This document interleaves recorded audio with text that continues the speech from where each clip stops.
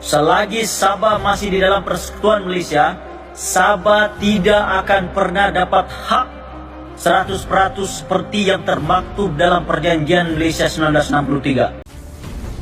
Yang Berhormat Tan Sri Dato' Ahmad Speaker, satu lagi isu yang sentiasa dikaitkan dengan Sarawak iaitu negerinya kaya tetapi mempunyai bilangan rakyat yang termiskin begitu ramai sekali.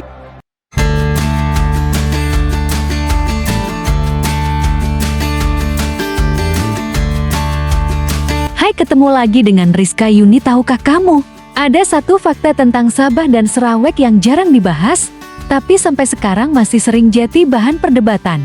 Banyak orang mengira Sabah dan Sarawak sejak awal langsung menjadi bagian dari Malaysia. Padahal ceritanya tidak sesederhana itu. Sabah, yang saat itu dikenal sebagai North Borneo, memperoleh pemerintahan sendiri dan kemerdekaan dari Britania Raya pada 31 Agustus ke 1963. Sementara Sarawak memperoleh kemerdekaan pada 22 Juli tahun 1963. Namun, hanya dalam hitungan minggu, tepatnya pada 16 September tahun 1963. Keduanya bergabung bersama Malaysia dan Singapura untuk membentuk Federasi Malaysia. Nah, disinilah perdebatan mulai muncul. Sebagian kalangan di Sabah dan Sarawak berpendapat bahwa mereka bukan sekadar negara bagian biasa dalam Malaysia.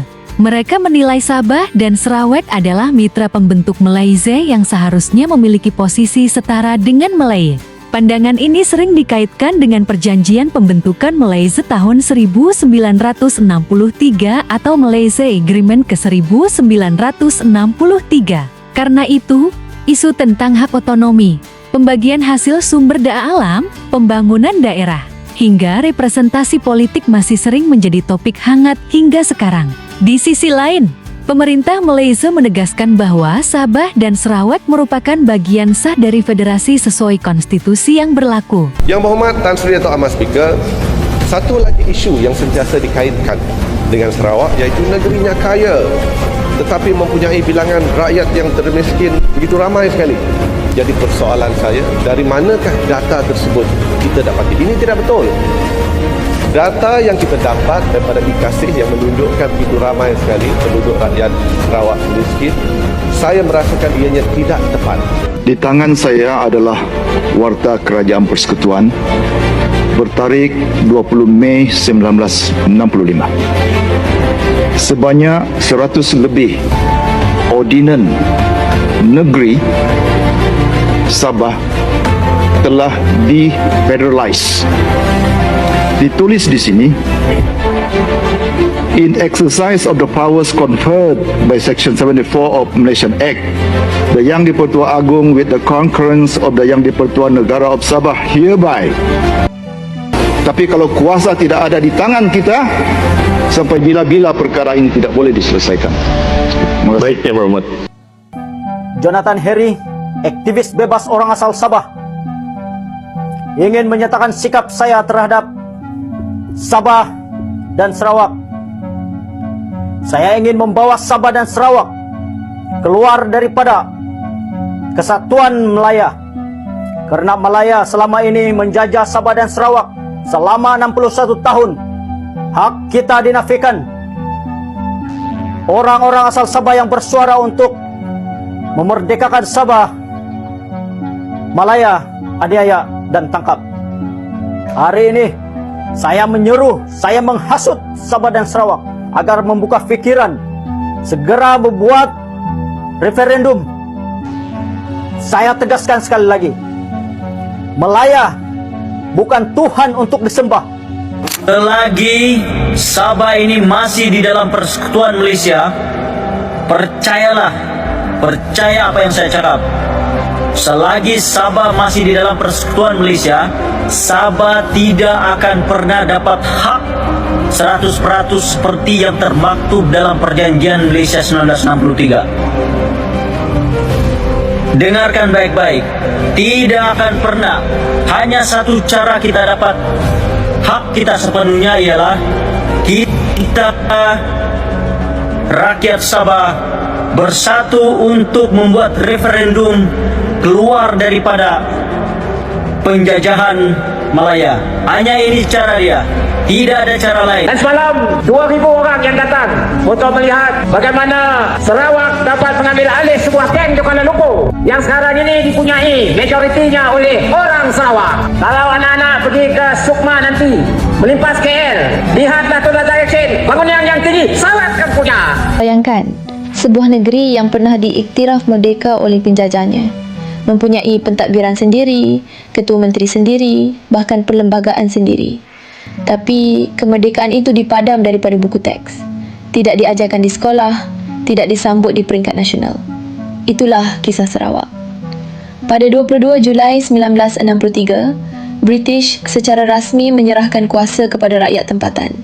Tetapi hanya 55 hari kemudian, Sarawak dimasukkan ke dalam Persekutuan Malaysia. Dan sejak itu, naratif kemerdekaan Sarawak hilang. Dalam video ini, kita bongkar fakta sejarah yang sahih dengan merujuk kepada dokumen rasmi, laporan Suruhanjaya dan pengiktirafan kerajaan sendiri. Kerana sejarah tidak boleh disembunyikan selama-lamanya.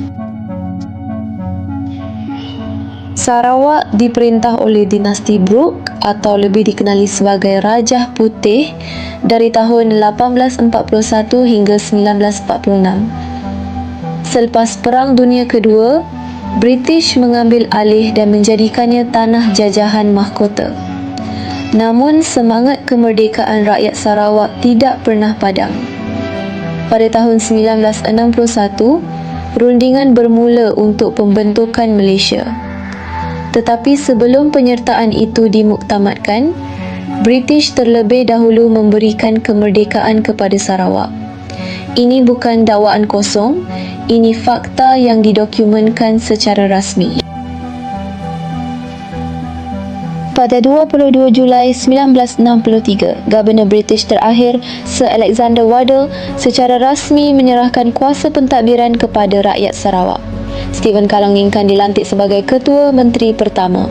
Inilah titik permulaan kerajaan sendiri tanpa pengaruh British lagi. Pada tahun 2016, Kerajaan Negeri Sarawak secara rasmi mengiktiraf 22 Julai sebagai Hari Kemerdekaan Sarawak. Ini bukan sambutan simbolik. Ia adalah pengiktirafan bahawa Sarawak telah merdeka sebelum menyertai Malaysia. Sebelum Malaysia dibentuk, satu Suruhanjaya khas ditubuhkan oleh British dan Persekutuan Tanah Melayu, iaitu Coble Commission pada tahun 1962. Dalam laporan rasminya, Suruhanjaya tersebut menyatakan hanya 1/3 penduduk Sarawak benar-benar menyokong pembentukan Malaysia. Selebihnya menolak, ragu-ragu atau tidak faham implikasi penyatuan ini. Laporan ini adalah bukti bahawa penyertaan Sarawak ke dalam Malaysia bukanlah kehendak rakyat sepenuhnya, tetapi hasil rundingan politik dan tekanan diplomatik. Perdebatan ini bukan soal ingin memisahkan diri semata, tetapi juga soal bagaimana sejarah pembentukan Malaysia dipahami dan bagaimana posisi Sabah serta Sarawak seharusnya ditempatkan dalam federasi tersebut. JT, ketika mendengar nama Sabah dan Sarawak, ingatlah bahwa di balik keindahan alamnya, ada sejarah politik yang cukup unik dan masih menjadi bahan diskusi hingga hari ini. Kalau menurut kamu, apakah Sabah dan Sarawak seharusnya dipandang sebagai negara bagian biasa atau sebagai mitra pendiri Malaysia? Tulis pendapatmu di kolom komentar. Jangan lupa like dan subscribe agar kalian tidak ketinggalan video menarik lainnya. Sampai jumpa di video selanjutnya.